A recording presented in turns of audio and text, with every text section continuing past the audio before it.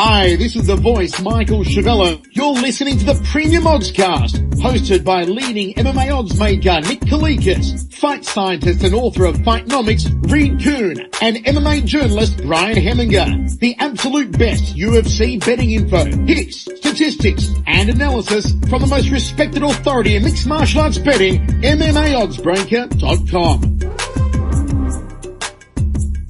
Welcome to the Premium Oddscast, presented by 5Dimes. I'm Brian Hemminger, joined today by leading mixed martial arts line setter Nick Kalikas to break down this Saturday's Ultimate Fighter Brazil 3 finale event, which takes place in Sao Paulo, Brazil. If you're unfamiliar with our format, myself and Nick will be breaking down the fight card from top to bottom, providing extensive analysis and a pick for each fight after doing our film study for the event. Then, fight scientist Reed Kuhn will step in and offer his expansive numerical insight on all bouts with sufficient data. Today, unfortunately, Reed will only be able to contribute on one bout, the main event between Stipe Miocic and Fabio Maldonado. Briefly looking back at our last event, our premium package for UFC 173 went 2-1 to win 4.325 units overall.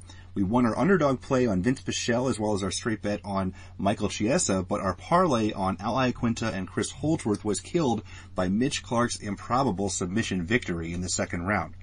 Back to the present, the Ultimate Fighter Brazil 3 finale features a whopping 12 fight card in total and will be aired on a combination of UFC Fight Pass and Fox Sports 1 this Saturday night.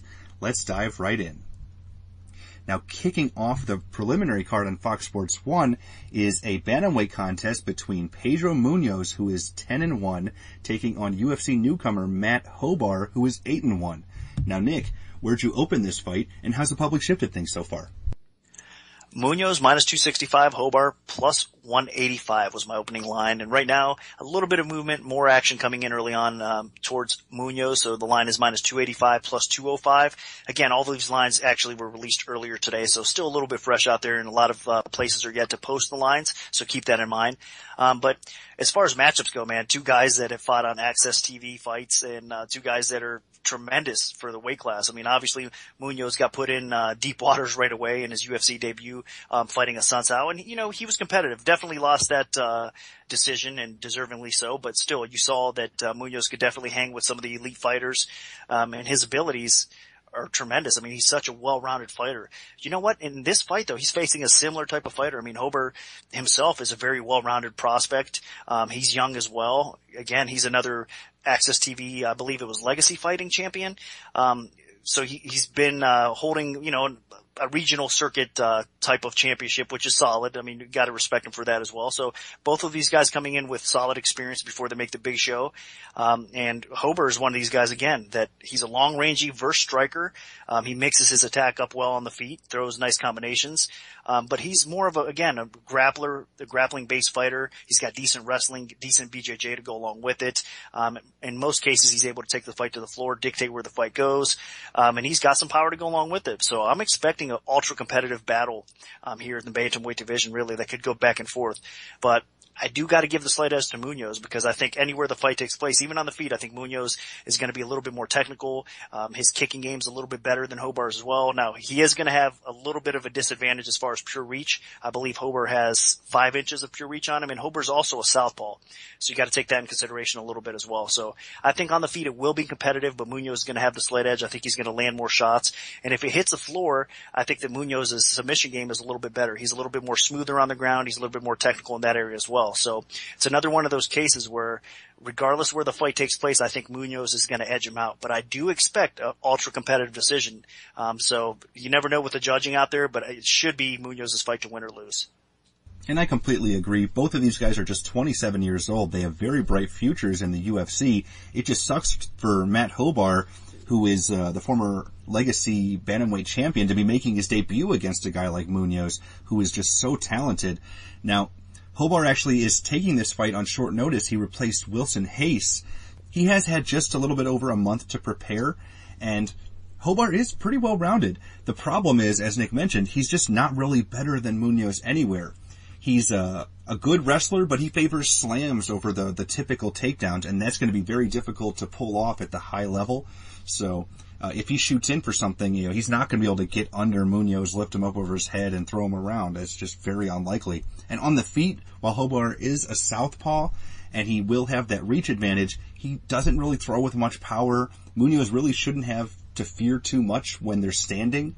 And honestly, Hobar's at his best on the canvas, and that's just where Munoz is a god. He is so slick and dangerous, Munoz is. And Hobar is above average. I mean, he's a talented guy on the rise, trains out of a good gym at Octagon MMA, but I just think that Munoz is significantly better than him in his key area. And then on the feet, I think Munoz, who trains at Reign MMA under Rafael Caldero, is just going to be a step ahead of him on the feet as well. So this is going to be a really tough battle for Matt Hobar, he's going to be gritty and tough and hang in there, but this is definitely Pedro Munoz's fight to lose, so that's why I'm picking him. Now, moving on to a battle between a pair of former Ultimate Fighter Brazil 3 contestants, we have Marcos Rogério de Lima, who is 11-3-1, taking on Richardson Moreira, who is 7-2, and this is in the heavyweight division. So, Nick, what's the MMA oddsmaker's perspective on this one? De Lima minus 180, Moreira plus 140. That was my opening line. Immediate action actually came in on the dog Moreira, and it dropped the line almost near pick'em. But now the line started climbing back up on De Lima. He's at minus 150 at the time of the recording. And the comeback on Moreira is plus 110. This is another interesting fight because Moreira early on is definitely going to be dangerous. I mean, if you look at him, he's a very powerful fighter. He's strong. He's got a good jiu-jitsu game. I mean, he's a BJJ black belt, so he excels on the ground, definitely. And again, on the power, or on the feet, I should say, he's aggressively wild on the feet. I mean, he does have power. He throws wide bombs. He likes to dirty box against the cage a little bit. He does throw some decent body punches and works the body pretty well. But make no mistake, I mean, this guy prefers to get the fight to the floor and try to work his submission game, especially the legs. He loves to attack a leg, get you in ankle lock and knee bar, that type of submission fight, or Achilles lock. So Moreira is going to kind of look for those type of things here.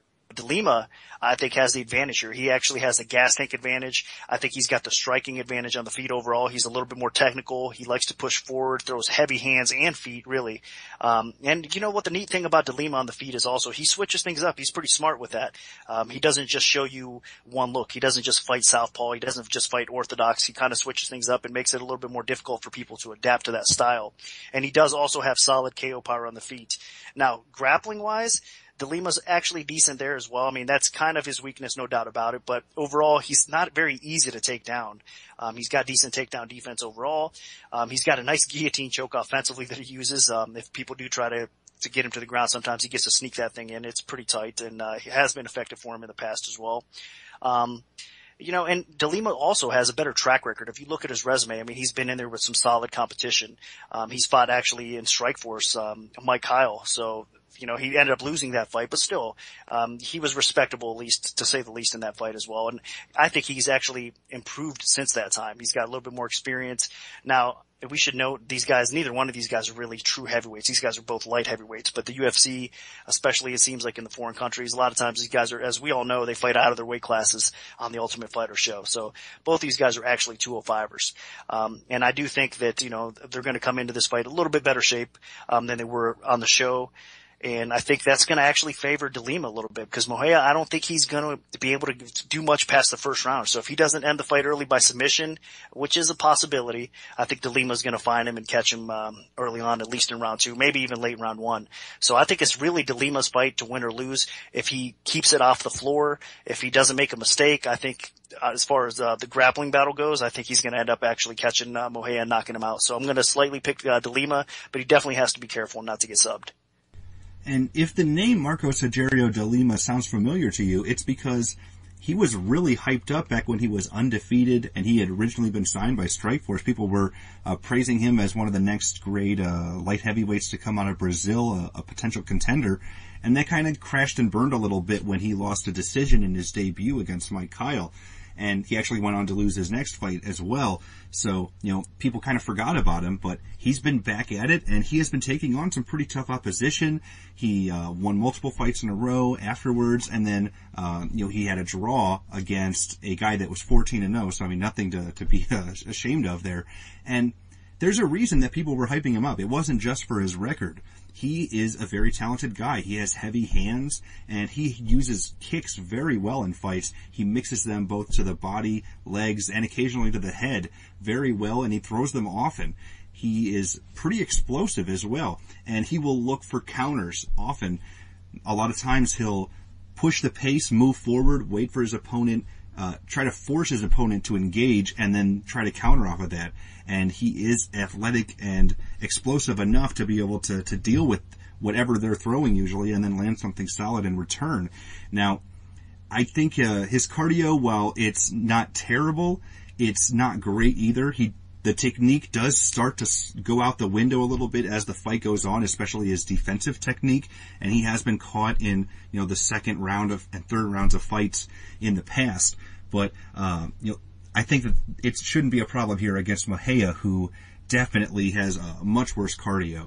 On the show, Mejia really didn't show to be much of a technical striker, but he has a lot of power and aggression, especially early in the fight. He will push forward, look to land some big shots, and if he smells blood, watch out. On the ground, that's where he trains the most. He's decently credentialed in Brazilian Jiu-Jitsu, and if he gets the fight there, that's where he's strongest, whether it's ground and pound or with submissions. But obviously the biggest problem with him is he's lacking technique, and I think De Lima could take advantage of that when they get in striking exchanges. He'll be able to counter what Mejia is throwing at him because Mejia really wings it a little more, and it's a lot more predictable. And his cardio just is not very good. He will slow down drastically after that, not even just the first round, after about the first half or first 2/3 of the first round. So I'm agreeing with Nick here. I think that De Lima should be able to take over. He might even win the first round, who knows? But especially if he survives that first round, he's going to be in really good shape. So my pick is Marcus Rogério de Lima. Now dropping down to the middleweight division, we have another pair of Ultimate Fighter Brazil contestants in Wagner Silva, who is 3-1 overall, taking on Ricardo Abreu, who is 4-1, to close out the Fight Pass prelims. Now, Nick, where'd you open this fight, and how's the public shifted things so far? Abreu minus 350, the comeback on Silva plus 250. Silva also known as Gomes for those of you guys out there that might be a little confused. Getting into the matchup right away, these are both guys that prefer the ground battle. Both of them are talented on the ground, no doubt about it. Getting into Silva a little bit, he's a little bit quicker, I think, if anything. He's got a little speed advantage on the ground, but overall, you got to give the ground edge actually to Abreu. As far as striking goes, Silva he likes to push forward. Not very effective though on the feet at all, in my opinion. I haven't been impressed with him. He does change levels decent, but he's really nothing to worry about too much on the feet. His grappling again is definitely his best attribute. Again, I said he's quick on the ground. He's shown some decent takedown defense and scrambling ability, but again, against Abreu, which is known for his ground fighting skill. The guy's a tremendous grappler. He's got really good BJJ. I don't think it's going to be too effective. And Abreu is also the physically stronger of the two fighters. And if the fight does stay standing, I do give a decent advantage actually on the feet to Abreu. He's not really the most technical guy, but he does comes forward, throws very heavy hands. He's kind of a short, compact fighter, but his aggression works for him. He's really powerful. Throws a nice counter right hand. He's got decent dirty boxing and knees from the clinch as well. So I actually think Abreu has an advantage anywhere this fight takes place against Silva. So this is not a good matchup at all. That's why you're seeing the line where it is right now. And we possibly could see it climb up a little bit more with parlays and whatnot too. So I think what we're going to see here is Abreu basically look to keep this fight on the feet, batter Silva a little bit. If he does rock him or, daze him a little bit, I think he then takes it to the floor and works in his submission game or possibly ground and pound stoppage, or we've seen him grind out a decision. But either way, you cut it. I really do think Abreu has a big advantage in his fight. And really arguably, he lost a very controversial decision in the semifinals, and this could be your Ultimate Fighter finalist for this season. So, that being said, the guy's that talented too. So I really do think it's his fight to win or lose, and I'm expecting Abreu to actually roll in this fight. And I completely agree with you this time around. Silva is just not nearly at the level of Ricardo Abreu, in my opinion. Abreu is actually a pretty polished fighter. He's a world champion level jiu-jitsu fighter on the canvas. He's trains with Wanderlei Silva. People were really hyping him up. And when he gets on the ground, he mixes heavy ground and pound. On the feet, he's not a terrific striker, but he uses his striking extremely well situationally to get the fight where he wants it, which is either in the clinch or on the ground. So he can close the distance very well with some aggressive strikes and then, do what he wants to do. Now, Silva, I just think that he's a little raw. He's like Abreu, but maybe a little closer to maybe Abreu 3 or 4 years ago before he really started to get polished. And that's a problem because on just about every area, like Nick mentioned, Silva just does not stack up against Abreu. So unless he lands something, really crazy, and I really don't think that's going to happen because Silva doesn't have a lot of power or technique on the feet, then I think Silva's going to get outclassed everywhere this fight goes. We're going to keep this real plain and simple. Abreu should absolutely dominate this fight. So I'm going with the Ricardo Abreu very confidently. Now, kicking off the Fox Sports 1 prelims, we have a featherweight contest between Kevin Souza, who is 14-3 overall, taking on Mark Adiva, who is unbeaten at 6-0. Now, Nick, what's the MMA oddsmaker's perspective on this one? Souza minus 505, Adiva plus 335. That was my opening line. And at the time of the recording right now, Souza is actually minus 400. The comeback on Adiva plus 280. So getting a little bit of dog action at the sportsbook. So you know what? That's kind of what I wanted to see, to be honest with you. I like Adiva. I have respect for the guy, especially. I mean, he was impressive in his UFC debut. A lot of people counted him out there. He was a decent underdog, in that fight as well. But you know what? That's a completely different matchup than he's facing here. I mean, Souza's definitely a talented fighter. I mean, his fight with Arantes was definitely close, but he got to showcase what he's about, and his striking is tremendous, man. And I mean, Arantes is a very solid fighter, so I think you're going to see a better version of Souza in this fight here against Adiva. I think he's going to be able to keep the fight standing. I mean, the guy's nasty with his range. He's got kind of unorthodox, but at the same time, technical power Souza does on the feet. I mean, he uses his kicks well. He uses that long reach. He's going to have, I believe, 6 inches of pure reach. He has a good clinch game. He's got knockout power in almost every limb of his body. That's how good Souza is. So I think it's going to be a short night for Adiva, to be honest with you here. I think that, again, Adiva's going to have to look to take this fight to the floor, which he is capable in most cases. But I think Souza's takedown defense is going to come through here, and he's going to be able to keep this fight upright. And again, if Adiva cannot get it to the floor and work his submission game, he's going to get knocked out. That's really how I think this is going to play out. Unfortunately for Adiva, it's not going to work out too good. So you got to go with Souza here. I think you're crazy if you don't. And I completely agree this time. Man, Kevin Souza is a special fighter to watch. At 6 feet tall in the featherweight division, he is very technical, has excellent striking and use of distance, and a lot of people watching him, it reminds them a little bit of, a Michael Page, Anderson Silva. Obviously, he's not on that level yet, so I'm not going to jump to, and go crazy on this guy. But this is such a showcase fight for him. This guy was the former Jungle Fight featherweight champion, a knockout artist, and man, he made his UFC debut against Felipe Arantes and pulled out a close decision. And Arantes is a legitimate top guy, a really good fighter in the featherweight division. Mark Adiva, while he's decent, he's not on Arantes' level. This is a step down for Kevin Souza. So, this is a real chance for him to showcase what he's got because, honestly, he should be fighting someone much tougher at this point in his career. Now, you look at Adiva, he actually is a decent Filipino kickboxer, and he made great strides during that 3-year layoff before his UFC debut this past March. He used his size and strength to really punish Turshin, who was way overrated, and but that's just not going to be the case against Souza. While basically the way you looked at it in the last fight, Adiva looked a weight class bigger than his last opponent, and this time Kevin Souza is going to look at least a weight class bigger than Adiva. So it's going to be the complete opposite. The roles are going to be reversed here, and I don't think Adiva's capable of making up for that lack of size with his talent right now. He's a decent grappler, a decent striker, but Souza should just have him clearly outclassed in every area. and then match it with huge finishing ability.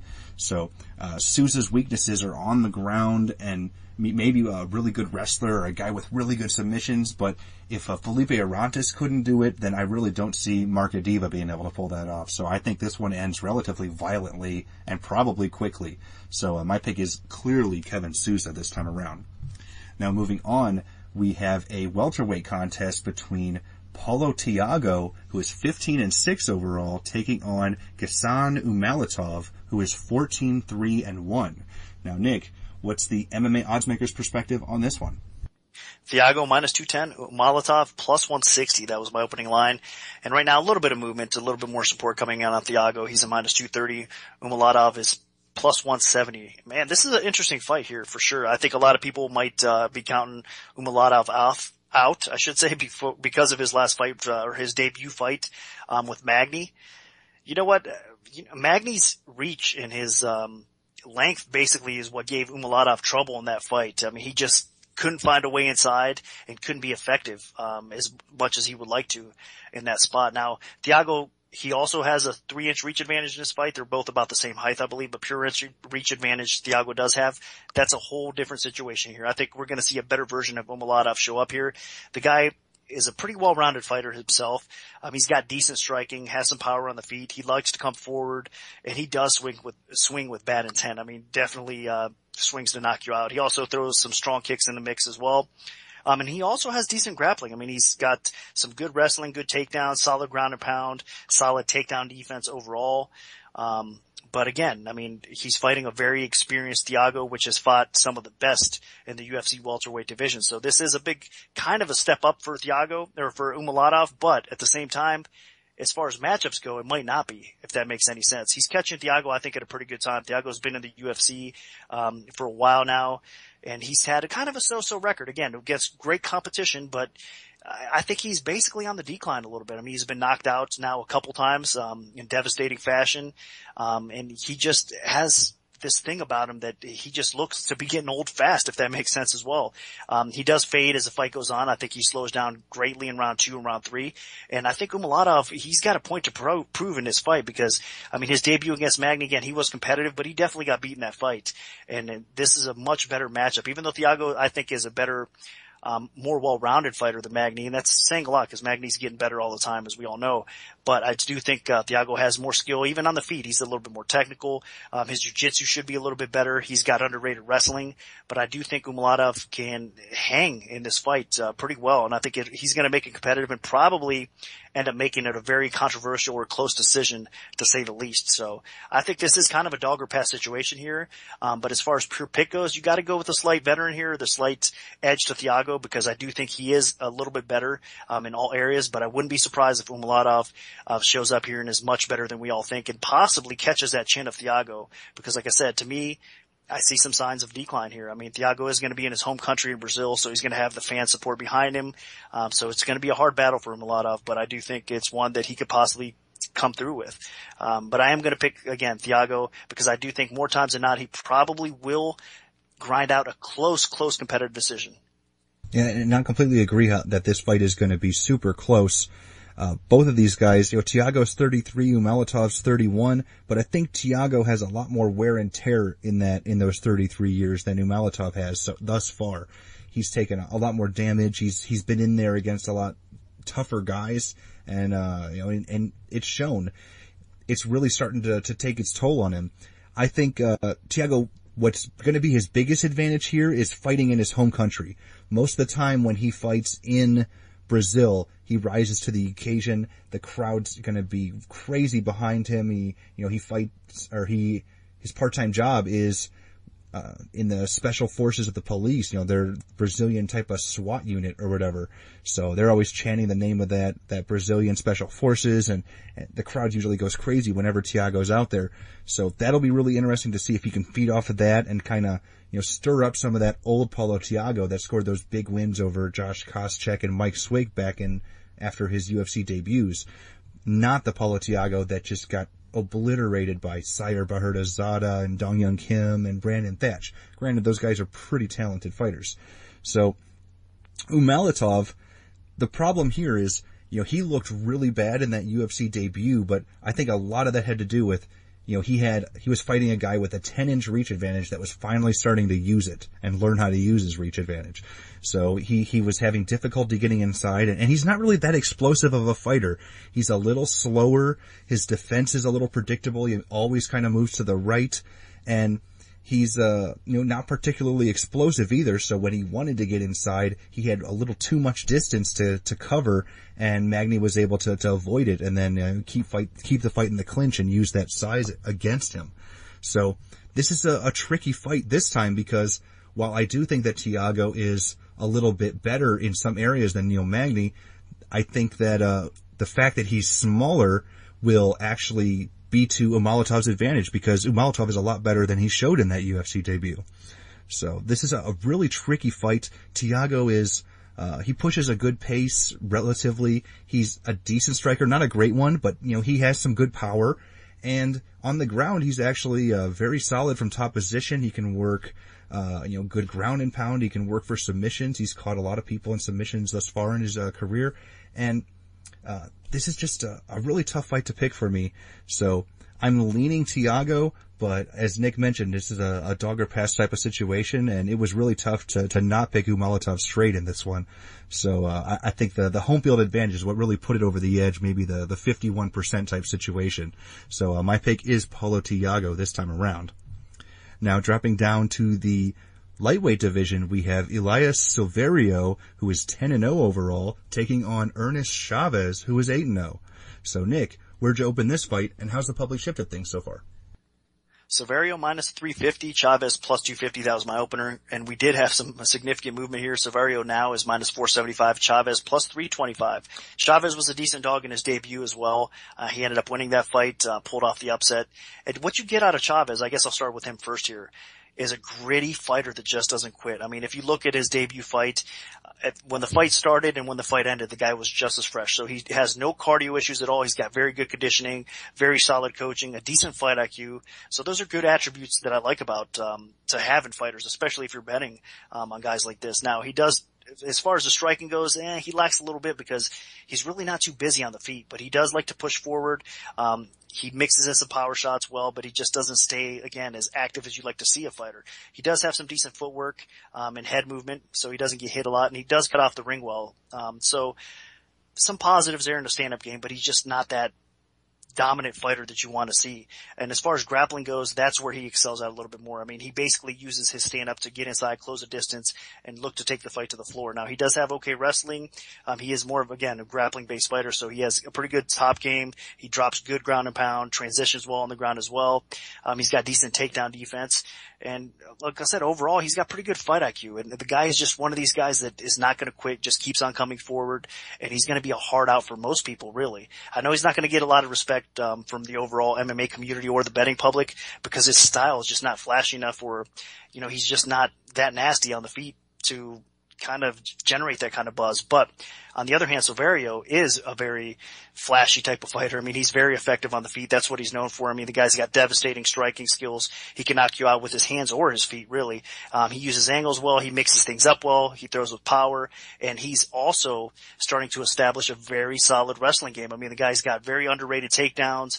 He's got good takedown defense himself. So he can basically, in most cases, especially in lightweight division, until he starts fighting some of the upper tier level lightweights that are title contenders, I think he's going to be able to dominate and dictate where the fight goes in most cases. And on the feet, if he does prefer to keep it upright, he can do more damage for sure. I mean, he's a busier fighter, and again, he can be more effective. So really, this is a fight for Silverio to dictate where it goes, and it's really his fight to win or lose. I don't see Chavez excelling in any area other than, I mean, he's just going to be a hard guy to get rid of to finish. Silverio's probably going to win this fight by decision, but I think it's going to be a pretty clear decision. I think Silverio could possibly get top position if it gets to the floor, and I think on the feet he's going to angle and move well enough that he's going to just land on Chavez enough to make it pretty decisive. This is in his backyard. The guy has a lot of buzz around him as far as the Brazilian fans go and support, so there's a big upside to him. I know a lot of people are expecting good things from Silverio, and I think he's going to keep his run going here. So I'm expecting to see a good performance from Silverio, and I think Chavez is going to be very game. So I'm definitely picking Silverio because I'd be very surprised to see Chavez pull off this win here. And I agree that Silverio should win. I actually think the odds on him winning are about right, almost, just because I honestly am not a big fan of Chavez, at least as much as Nick is. I think Chavez is more of an overachiever. He's a slow starter, not that great of a striker. His defense is okay. He's just kind of slow and plodding on the feet, really keeps his hands up and just slowly moves forward waiting for an opening. Patient to a fault. I mean, his striking activity is some of the lowest in the entire UFC roster, at least after his first UFC fight, where he was landing about one strike a minute. That's just not a pace where you're going to be impressing people, and that's counting the ground and pound strikes.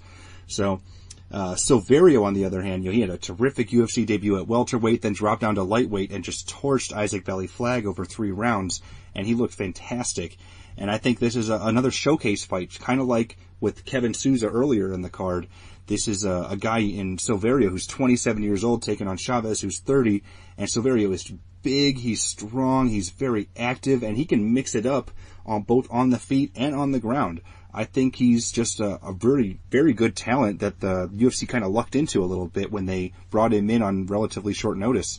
And looking at it overall, I just don't really see a way for Chavez to win unless he can make this fight extremely ugly. He needs to get this in the fence, get Silverio on the canvas, and then keep him there. And I really don't think he's going to be able to keep him there. Chavez was able to take advantage of his opponent's lack of, really good ground game in his last fight. His opponent was more of an athletic specimen that, used his explosiveness to get back to his feet, and when he got tired that he wasn't able to do that anymore.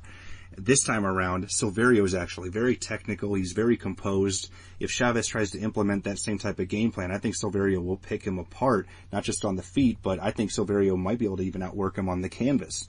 So I think, while Chavez is game and he has decent conditioning, I think that also relies on the fact that Chavez doesn't have to work that hard throughout his fights because he's so paced and measured with his approach.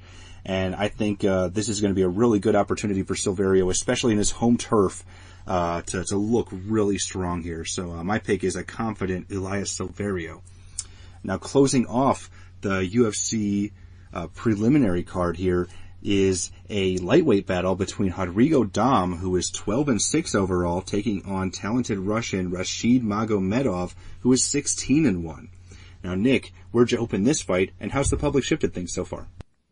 Magomedov minus 315, Dom plus 235. That was my opener. And if I'm not mistaken, the lines stayed pretty steady. And yes, I just glanced over 5 dimes and it's still minus 315 plus 235. Interesting fight. I mean, that just tells you how much respect Magomedov gets because Dom is a pretty solid fighter. I mean, he's well-rounded.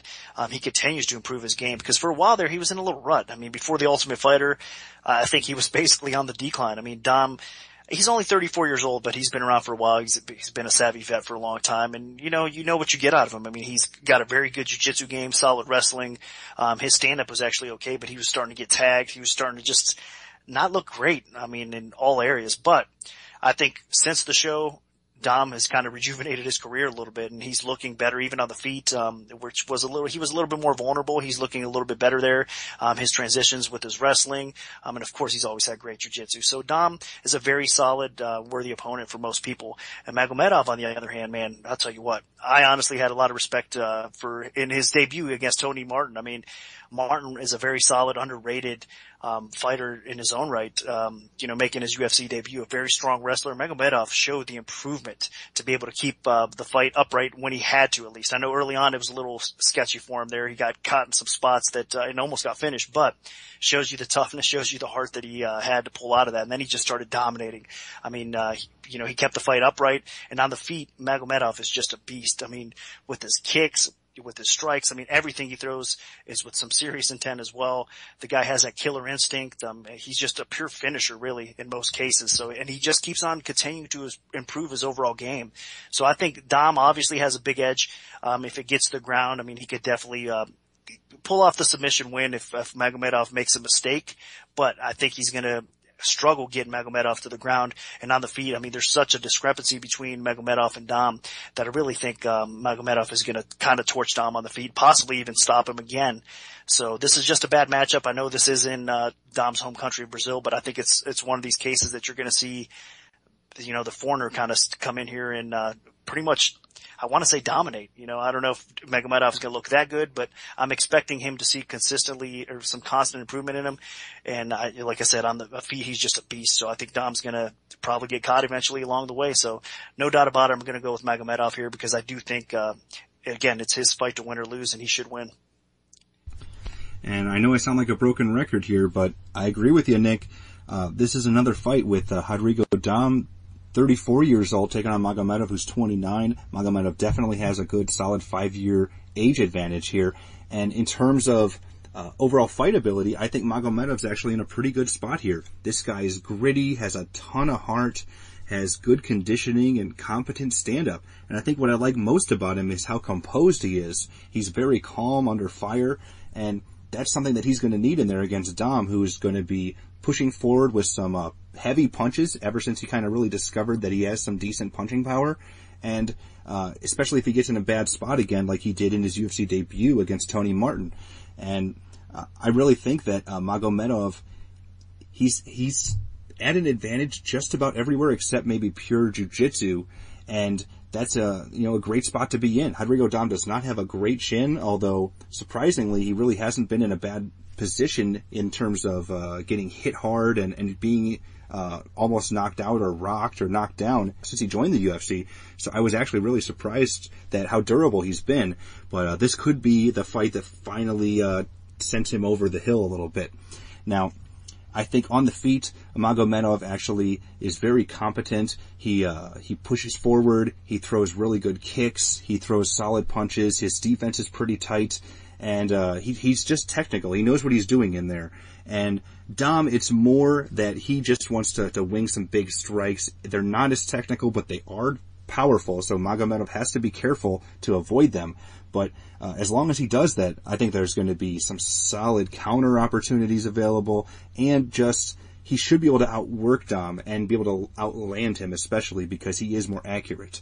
Now, on the ground, while I do think that Dom is a little bit better in terms of jiu-jitsu, Magomedov should be able to avoid going to the ground if he really doesn't want to, because I think his takedown defense is better than Dom's wrestling ability. So unless Dom really, the only way this fight doesn't go Magomedov's way, in my opinion, is either he gets Braziled by the crowd really going in Dom's favor in a decision, or if Dom does clip him on the feet, and then that could open up a submission opportunity or a top position opportunity on the canvas. So I think this is Rashid Magomedov's fight to lose, and he should actually be at a relative size advantage too. So this is a good spot for Rashid Magomedov, so that's why I'm picking him. Now, kicking off the main card, we have a featherweight contest between a pair of UFC veterans and original Ultimate Fighter Brazil winner Rony Jason, who is 17-4 with 1 no contest overall, taking on Robbie Problems Peralta, who is 15-4. Now, Nick, where'd you open this fight, and how's the public shifted things so far? Jason minus 190, Peralta plus 150. That was my opener. Right now, Jason's at minus 310. So you know which way the public overall action came in early on Jason, driving the line up. But you know what? You look at Jason, I mean, minus the Jeremy Stephens fight, the guy's looked pretty impressive in his UFC career overall. The guy's definitely a very talented fighter. I mean, his striking is pretty good too. He's got power on the feet. He mixes things up well again. And again, kind of underrated knockout power. It's kind of scary how good he can be offensively. But the problem with Jason is, I think, especially on the feet, is that chin. I mean, his defense is definitely flawed. He does get caught at times, can get caught. And I don't really trust his chin too much. And Peralta, I mean, that is a problem. I mean, no pun intended there, because Peralta does throw with some serious intent as well. I mean, he's got nothing but devastating knockout power on the feet. As far as pure ground skill goes, there's no doubt about it. If Jason gets the fight to the floor, he should dominate there as well. Peralta's got pretty decent takedown defense, decent wrestling ability. So I'm actually expecting Peralta to be able to keep things upright for a while. But if it does hit the floor, Jason is the smoother fighter, smoother grappler. I mean, his submission game is definitely legit. So you're looking at a more well-rounded fighter in Jason. I mean, offensively, he could definitely tag Peralta too, because defensively, Peralta's been getting tagged. I mean, he's been kind of an underachiever. I mean, he came into the UFC with a lot of hype behind him. He performed well, was looking really good. And then the last couple fights, I mean, against Corsani, against Payan, he just hasn't really looked good at all. I mean, those are fights that I know he wishes he could have back. I mean, even against Payan in his last fight, I mean, he did come back and win that fight, but he was losing until he got that knockout. So I think basically everybody's kind of counting him out because Jason is a more solid, well-rounded fighter. He has more ways to finish the fight, and Peralta has showed those defensive flaws. I think a lot of people are expecting Peralta to get finished in this fight. You know what? And I could see it too. I guess Jason does have more ways to win. I'm just not as confident as everybody else out there betting Jason because, you know, that chin is flawed and Peralta does hit with a ton of power. So for me, honestly, I would not lay the juice on Jason in this spot because I do think all it takes is one clean shot from Peralta to end it. So I am going to pick Jason because he does have more ways to win this fight. I even think he can win by decision if it hits the scorecards. Peralta has looked so bad recently, but this is not one that's real confident because Peralta does have that dynamic, explosive power. And if he decides to show up, even though it is in Brazil, Jason could be in a lot of problems. And I agree. Honey Jason is the better fighter overall, hands down, in my opinion. But Robbie Peralta, as we've seen time and time again, that power is the big equalizer. Just look at his last fight against Esteban Payan. He lost the first 2 rounds, getting a little bit outworked on the feet, and then he was losing the ground battle to Payan. But then he just bit down on the mouthpiece, charged forward at the start of the 3rd round, and knocked his opponent out in like 10 seconds flat to start off the 3rd round. So no matter what happens in a fight, you always have to watch out for the power of this guy. Now, overall, though, I think Honey Jason mixes it up better in terms of on the feet. He doesn't have Peralta's power, but he is a little more technical in my opinion, and I think he's got a more diverse attack. And then on the ground, I think Jason is clearly better. We saw in his last fight, Peralta got in bad spots just against Payan, who is really not that competent of a ground fighter overall. And Honey Jason is actually a really talented Brazilian Jiu-Jitsu player. He has some solid wrestling. He has very good submissions. So if he can drag this fight to the canvas, I think it'll be a cinch for him. But he might not want to. He might be spurred on by a really active, hot crowd that loves him, and they're going to be cheering him on and really rooting for him to pull off something crazy like he did in the Stevens-Siler fight that he just had the last time around, where he actually got a solid finish, slightly controversial. But if he does that, he's playing a little bit into Peralta's hands. While I think Jason is a slightly more technical striker, Peralta, that power, if he lands a right hand, if he lands even a left hook, it could be problems. Man, it's hard to avoid saying problems, I guess, when we're talking about Peralta. But we saw in the Jeremy Stevens fight, Honey Jason, he ate a big head kick, got knocked out cold, clean, and he was out for a while. And those aren't the type of shots that you just recover from and then you can get punched clean like by somebody as powerful as Robbie Peralta and just be able to take it. Those things, take a little bit of a toll off of your chin every single time you eat one of those type of shots. And it's going to be very difficult for Jason to survive if he does get clipped. So that's really what this fight comes down to. I really don't see Peralta being able to outstrike or earn a decision. It's just, can Jason avoid getting knocked out and be able to implement his game plan to either win a decision or potentially get a knockout, which is relatively unlikely, or get a submission. So that's really what it comes down to, and you just have to trust that he has an intelligent game plan and that his defense is on point. But my pick is Honey Jason because I think that he does pull that off. Now moving up to the welterweight division, we have a very interesting contest between Demian Maia, who is 18-6 overall, taking on UFC newcomer Alexander Yakovlev, who is 21-4-1. Now Nick, what's the MMA Oddsmaker's perspective on this one? Maia minus 420, Yakovlev plus 300. That was my opener. And action coming in on Maia. He's now minus 530. Yakovlev is plus 350. You know what? I mean, styles make fights, and Yakovlev is a very sound ground fighter. I mean, that's what he looks to do more so than not. I mean, he's a very long, rangy guy for the division, but he just doesn't have that striking that you'd like to see. He's a little bit too inactive for me. I mean, he does have okay power on the feet. When he uses it, he's got some decent strikes. He's just not very, again, aggressive, and he doesn't throw much. He kind of looks to close a distance, get inside, and take the fight to the floor. So he's more of a grappling-based fighter, although he does have a little bit of range on the feet. And he uses most of his strikes to set up his takedowns. Now, against a fighter like Maia, everybody's betting Maia because obviously we all know what his strengths are. I mean, he's one of the best Brazilian Jiu-Jitsu practitioners in all of MMA.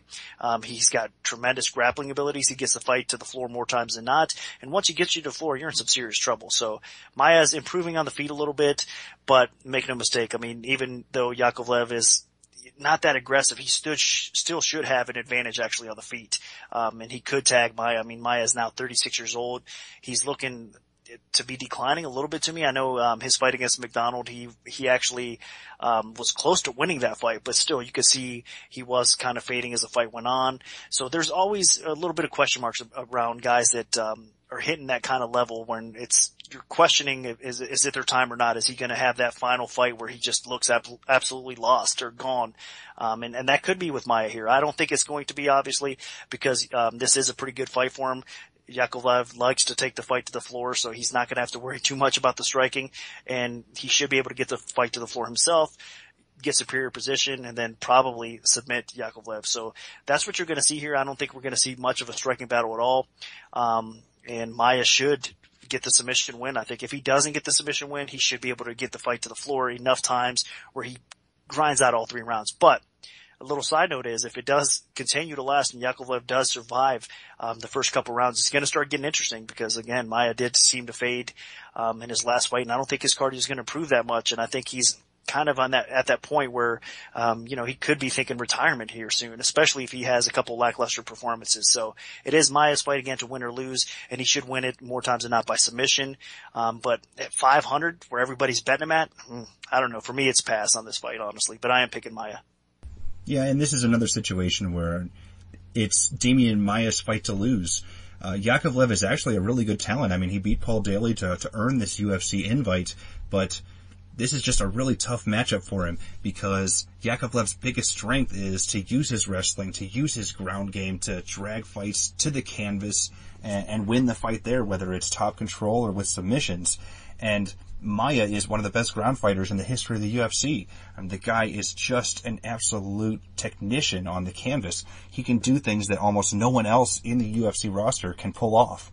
And I think that if Yakovlev actually tries to implement his game plan that he typically does and get fights to the clinch and then get to the ground and try to work Maia over, he's going to be in a world of hurt. So that's just really a big problem for him. And Yakovlev has been submitted in the past. I mean, look, the guy got tapped out by Jacob McGlintock and Carl Amasu, and those guys aren't even, honestly, a tenth of the Brazilian Jiu-Jitsu or submission fighter that Demian Maia is. So if this fight goes to the ground, I think Yakovlev is in big, big trouble. And unfortunately, on the feet, I think Yakovlev just doesn't have that much talent on top of while he's standing. He's a relatively inactive. He doesn't have a lot of power on the feet, and it's just nothing special. And honestly, Maia probably will be able to hold his own on the feet if this fight is stuck standing. And it would be a really ugly and not entertaining whatsoever kickboxing battle. So I'm actually hoping this fight does go to the ground, because at least we could have some fun scrambles, and it could be a battle of Yakovlev's wrestling and jiu-jitsu defense against all the crazy things Maia could be pulling off and throwing at him. Now, if Yakovlev does have an advantage, perhaps it could be conditioning. We saw in that last fight, Maia started out extremely hot against Rory McDonald, looked amazing in that first round, dominated him, honestly, and he really wasn't able to do a whole lot after that. He slowed down big time, and McDonald was able to just pick him apart for the most part on the feet. Now, if Maia starts off strong and isn't able to get the finish, then Yakovlev could potentially, have an opening there in the second and third round. I don't think he could finish Maia, but, stranger things have happened. You never know. Maia is 36 years old to Yakovlev's 29, but in all fairness, this is a UFC newcomer, stepping up on relatively short notice, although It's not the typical short notice because he was training for another fight from a couple weeks prior and then decided to switch bouts. But a UFC newcomer against a top 10 guy, one of the best ground fighters in the world, against a guy that primarily likes to go to the ground. And this is Demian Maia's fight to lose, so I'm picking Demian Maia. Now moving on to the Ultimate Fighter Brazil 3 finals, we have the middleweight finals between Warlley Alves, who is 7-0, taking on Marcio Alexander Jr., who is 13-0. Now Nick, where'd you open this fight, and how's the public shifted things so far? Alves minus 140, Alexander Jr. even money. That was my opening line. And Alves is getting some support early on. If I'm not mistaken, he was up over 2-1. Let me double check here. And Alves is coming in at minus 230, so plus 170 for Jr. On the way back.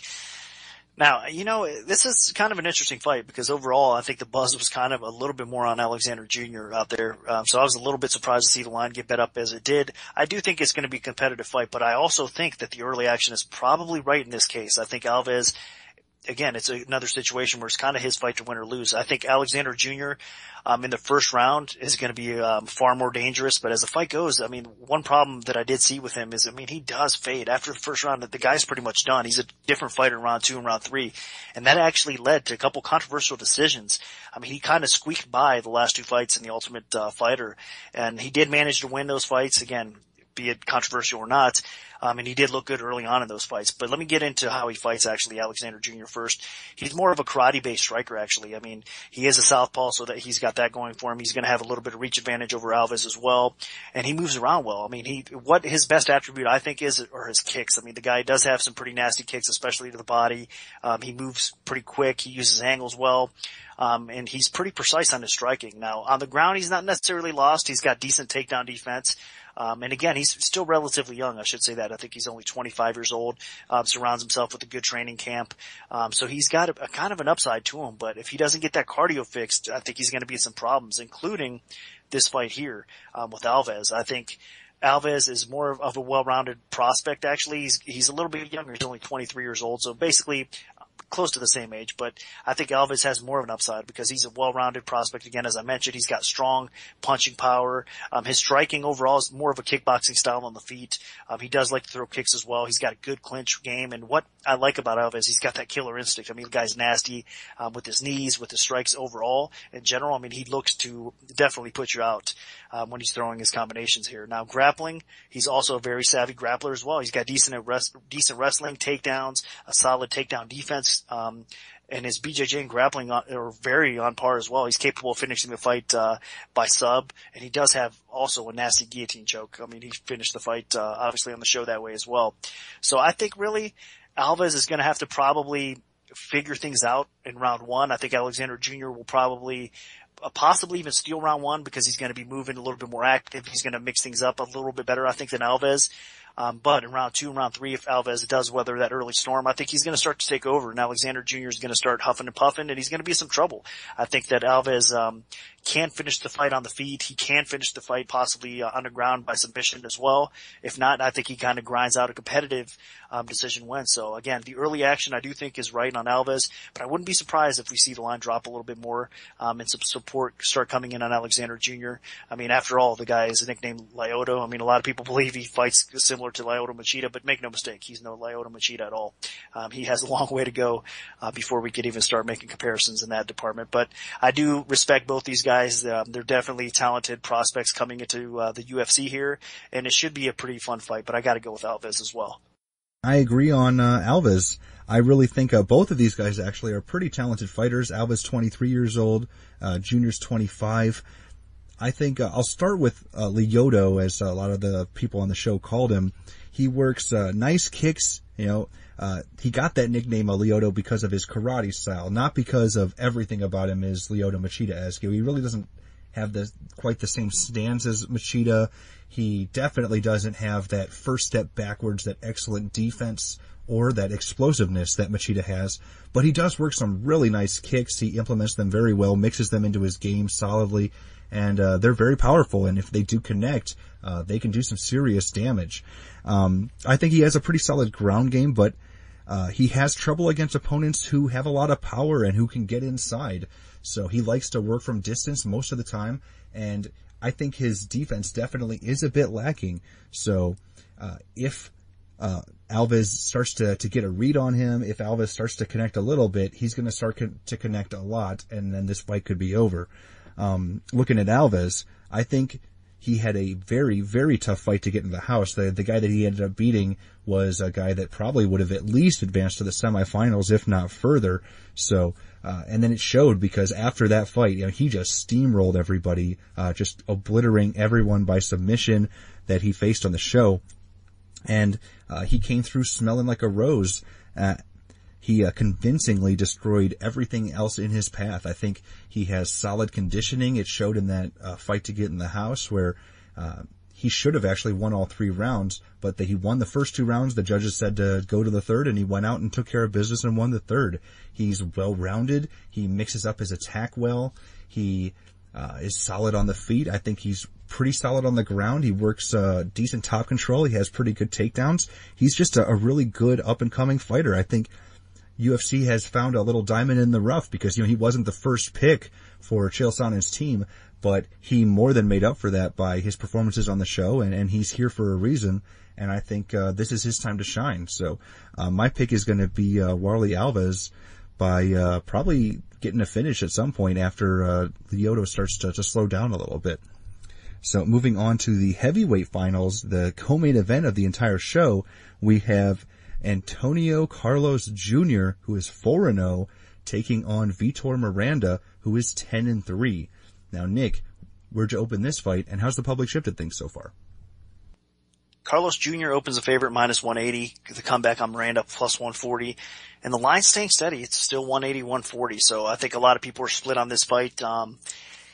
And Carlos Jr. honestly deserves to be the favorite here. I know Miranda's a little bit more of the proven vet. I mean, he's a very solid fighter. He's got a decent resume to go along with it. The guy's been training with solid training partners throughout his career, and his striking game is definitely the best attribute of his overall game as well. He's got very technical striking on the feet. He leads with a nice jab, decent fight IQ, which I like. And he mixes things up to the body well. I mean, the guy definitely throws some solid body punches. He's not overly aggressive, though. That's one thing. He does like to pace himself. And in most cases, though, that's kind of cost him early on in fights. More times than not, he's getting beat early on, and he usually basically out-toughs the guy or adapts and usually starts getting back into the fight and then taking over. He is very well-rounded. He's got good takedown defense, very solid, again, clinch attack, effective in all areas, even his grappling. I mean, his awareness on the ground is pretty decent. He's got solid top control when he does get on top, and he throws decent ground and pound. And he's got a ton of heart. I mean, the guy was hit a lot on the show. He got busted up quite a bit again early on in those fights, but he managed to just kind of outlast his competitors, and he ended up winning those fights. And not just winning, I mean, winning in a decent fashion as well. So this is going to be a test for him, though, in Carlos Jr., because I think Carlos Jr. is a very well-rounded prospect in his own right. I mean, he's more well-known for his grappling abilities. The guy has decent BJJ, and I should say this, too. Both these guys are, again, light heavyweights that are actually fighting up a weight class for the Ultimate Fighter. So I think both these guys at light heavyweight are going to make things interesting when they do go back to their natural weight classes. But getting back into this fight here, I mean, Carlos Jr. has some advantages, definitely even on the feet, but he's finished every fight early. So we haven't really seen him in round 2, round 3 to see how he's fared. But from what we have seen, I mean, his cardio has been pretty solid. I mean, he hasn't gassed too bad at all. He does throw, again, for being a grappler, he's aggressive on the feet.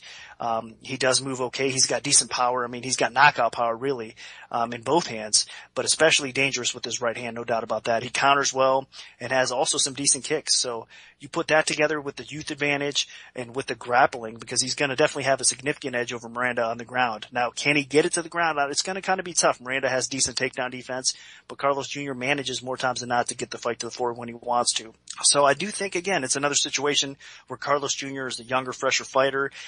He's a little bit better in all areas. Miranda might be a little bit more technical on the feet. He's got that resume again to back him up with the experience, but Carlos Jr. I think he has a lot more upside to him.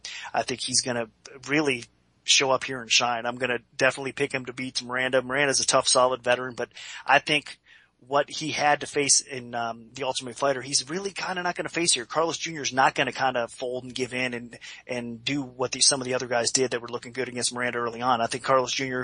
can maintain a little bit better. Again, he needs to be tested though, as far as there's some question marks with his cardio, but overall, I do think he's a better version of what Miranda saw on the show, and I think he's going to be more effective doing what he wants to do. So I really think the big upside of Carlos Jr. is going to come through, and he's going to perform well in the Ultimate Fighter finale, and he's going to be your next heavyweight / light heavyweight Ultimate Fighter finale champion. And this is a situation where I think the fight's going to be a little closer. I think Miranda is a really talented striker, but Junior does have the advantages in terms of well-roundedness, absolutely. Miranda, looking at him, the things that I really like about him is he is very technical on the feet. The problem, of course, is that he's 35 years old, so it's a little, there's no way he's a prospect anymore, and stepping in, making your UFC debut at 35, there's only a handful of guys that have been able to pull that off and have a successful career. And he was actually the assistant coach for Team Nogueira on season 2 of The Ultimate Fighter Brazil, and honestly, he's a really solid knockout artist. Very seasoned striker, as you saw on his debut fight just to get into the show. I mean, he torched his opponent. Honestly, I think it actually had a negative impact on him throughout the rest of the show because he basically had to throw the kitchen sink at this guy before he finally knocked him out with the head kick, and he felt a little bit of the after effects. He was a little tired, and he really wasn't quite the same guy in his next fights on the show. Granted, he was facing a little bit stiffer opposition, but the other guys were able to really outwork him early, and then he more had to play a little bit of the Homer Simpson defense where just outlast him a little bit and then take over, whether it was at the end of the first round or sometime in the second round when they started to slow down. I think he mixes everything really well in terms of punches, kicks, and knees in combination. He will throw full combinations and then drop down with a left hook to the body. He does a lot of things very right, but he is a bit susceptible to the ground, I believe. He's really only good on the canvas when he's in top position, dropping some ground and pound, and I don't think that that's going to be happening in this fight. Now, looking at Junior here, he is 11 years younger, 24 years old. He has a really nice left jab, big power in his right hand. He can finish a fight anywhere, whether it's submission or strikes, on the feet, on the ground, in the clinch. I think this guy is a really top talent. He has decent takedowns, and when he is on the canvas, he works some really good ground and pound as well as some submissions. The biggest thing to be concerned about for this fight for him is that every fight he's ever had, at least thus far on record, whether it was on The Ultimate Fighter, the fights to get onto the show, or just in his other professional bouts, they've all ended in the first round. So we really haven't seen what he's capable of after that first round. Now, could he be like, Ronda Rousey, where the second that fight keeps going, she was incredible and just dominated just as much? We don't know. So that is the big question mark, and Miranda is a little more proven for longer fights. So I do think that Junior has significantly more potential than Miranda, but I do think that Miranda at this point is a lot closer. So maybe in a couple years, Junior would absolutely crush Miranda, but this time around, I'm very, very closely picking Junior. I think this fight will be competitive, especially on the feet, but if Miranda gets taken down, then I think he's in for, a long night, or maybe a short night, depending on how merciful Junior is. But I'm going to pick Junior. I think the betting public's right on this one, and we'll see what this guy's future looks like at light heavyweight. Now this takes us to the main event of the TUF Brazil 3 finale. We have a heavyweight contest featuring top 10 ranked Stipe Miocic, who is 11-1, taking on Fabio Maldonado, who is 21-6 overall. Now Nick, where'd you open this fight, and how's the public shifted things so far? Stipe opens -505, comeback on Maldonado plus 335. And over at 5 dimes right now at the time of the recording, Stipe is -500 and Maldonado is plus 400. So line staying again, basically steady. We did have some early action on, Miocic come in and raise the line up to, I think, almost 7-1 or so, and then some action back on Maldonado, drop the line back down. So, sportsbooks are getting some two-way support here, and the line seems to be steady right now. I wouldn't be surprised to see a little bit of an increase, with people throwing parlays with Stipe, and mixed parlays or whatever with, both events happening this weekend. So we could see the line climb a little bit, but this is a tricky fight, man. I mean, obviously I have to say it right away. I am biased. I'm friends with Stipe Miocic, so I'm going to pick him off the rip. I can't pick against the guy. I mean, definitely want to see him pull through here. But to me, I'm a little bummed out because, I mean, he was supposed to go, obviously we all know he was supposed to fight JDS for basically, almost number one contender spot, to see who fights Cain Velasquez, after the Verdun battle, if he does manage to get through Verdun, which I think he is. Stipe was right in line for, having a title shot. So he goes from possibly being number one contender for the heavyweight title to fighting an unranked light heavyweight. So to me, this is kind of a lose-lose situation. I mean, if he goes out there and mauls Maldonado like he kind of should, people are going to say, he fought a light heavyweight. If he goes out there and lays an egg and doesn't win this fight, people are going to say the guy got beat by a light heavyweight. Wow. And we all know what kind of warrior Maldonado is. I mean, the guy is definitely tough as nails. He's got a good stand-up game. He's got a ton of heart, solid chin. In most cases, he does tend to slow down a little bit, but he's got pretty solid cardio. So Maldonado's game, I mean, he's known to be like a warrior in Brazil, and that's exactly what the guy is. I mean, he comes to fight. He's not going to be intimidated by Stipe at all. And he's going to probably look to weather an early storm and try to catch Stipe as the fight progresses. I don't think it's going to happen though. I think, Stipe, obviously his physical advantages in this fight should come through. I think Stipe is probably going to look to take the fight to the floor early, get positional control and just unleash some nasty ground and pound because Stipe definitely has the wrestling advantage in this fight. I think he's got obviously the solid power advantage. And if he gets top position, I'm not sure if Maldonado is going to be able to take some of the punishment that Stipe is going to offer. I know he's tough as nails and hard to stop, but you're dealing with a pure heavyweight like Stipe as compared to some of the other light heavyweights that Maldonado's faced in the past. So there is a power difference. But the scary part about this is, I mean, as the fight goes on, I mean, if any flaws that I've detected in Stipe's game is definitely his cardio. He tends to slow down as the fight goes on. It does seem to be improving. As with every UFC fight, but there's still a little bit of question marks, I think, behind, his stamina issues a little bit. Now, it could be, again, something that, it isn't really there, and we could see Stipe have outstanding cardio and go 5 rounds. I'm not sure, but it seems like he does fade as fights go on. And Maldonado at times, I mean, looking at his last fight as well, I mean, Maldonado against Vellante, I mean, he was getting beat early on. He managed to hang in there, and Vellante started to fade, and Maldonado started taking over. So that's, I think, the only scary scenario here, honestly, with this matchup. But at the same time, I don't think it should get there. I think Stipe is the more dominant fighter. He's the better fighter everywhere. I mean, everywhere this fight takes place, Stipe is better on the feet. He's better, obviously the better wrestler, and he does have that physical advantage. So I think you got to go with Stipe here. It's a pretty clear-cut choice. But it is, unfortunately, I think like a lose-lose situation for the man. And I completely agree for this fight. On paper, this is Stipe Miocic fight hands down. I mean, he was going to probably have a competitive fight against the former champion Junior Dos Santos, and now he's fighting a guy that's not even a top 15 ranked light heavyweight. But all that considered, you do have to be a little scared because Miocic was not preparing for this type of fighter. Fabio Maldonado might have the greatest chin in UFC history. The only time he's ever had a fight finished in the UFC was a doctor stoppage against Glover Teixeira, and he took so much punishment in that fight, it was scary. And he almost came back and knocked out Glover in that fight. So, I mean, it's crazy the amount of punishment this man's head can absorb.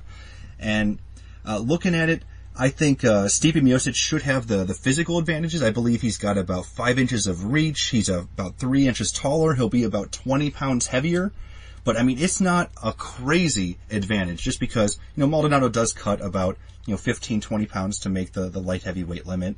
And I expect Stipe to step in there about 240, 245, but I'm just, you have to be concerned because the one time that Stipe Miocic ever lost a fight, it was because he started too strong, his conditioning gave out on him a little bit, and then his defense just went out the window, and he just absorbed a lot of punishment from Stefan Struve. Now, if that happens here, he's fighting in Brazil against a guy that can take more punishment than perhaps any fighter in UFC history except maybe Cabbage Carrera.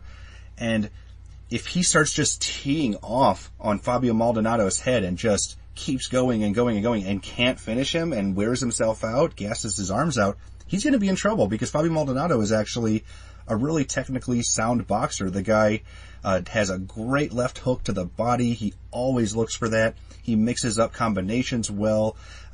He's a little cocky at times. He's a really fun fighter to watch. Dana White loves the guy. Most UFC fans love the guy. So this is a bit of a trap fight. Like, Stipe Miocic needs to probably win this fight inside the distance too, just because who knows how good his conditioning is in a 5-round fight. This is crazy that it's still a 5-round fight after a short notice injury replacement, but it is. So, but on paper, I do think Miocic has almost all the advantages except maybe conditioning and chin.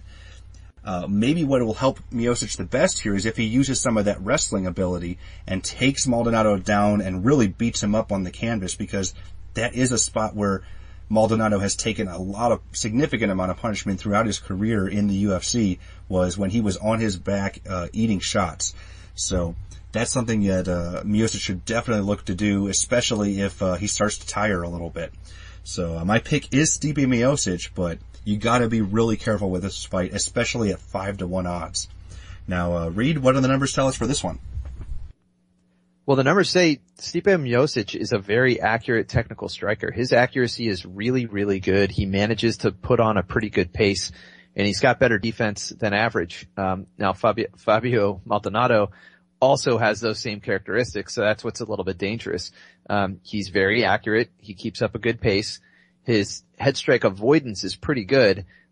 Although I think just the way his fights have gone, standing and back and forth wars and taking a beating, I think he has this reputation for a crazy chin, and it's deserved. But still, Miocic is no slouch in that department. And so I just think that Miocic is the more efficient fighter. He is going to land and avoid a little bit better than Maldonado. And you're right. If this goes to the ground, Maldonado is definitely going to be more of a fish out of water there compared to Miocic. So, I see a number of advantages all lining up. You throw in the 5-inch reach differential that favors Miocic. So that should accentuate his performance stats on the feet, especially. And I think this is his fight to win.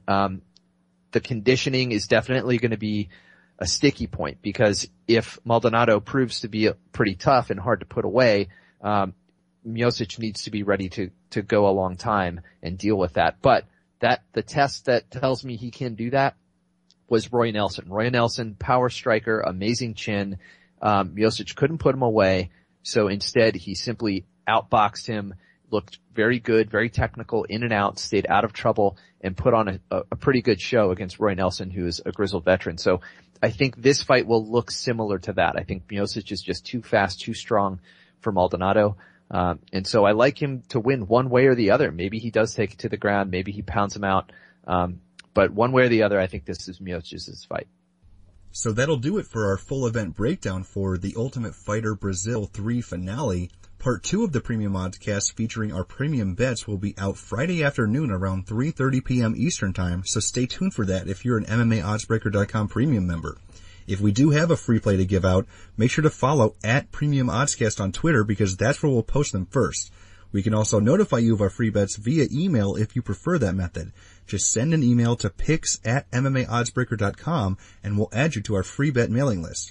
Also, feel free to like our Premium Oddscast Facebook page. We post articles, show announcements, and plenty of other information there, so you can stay up to date on everything from us if you're interested. Special thanks to our sponsor, 5 Dimes. Good luck, everyone, and hopefully the betting gods are on your side this weekend.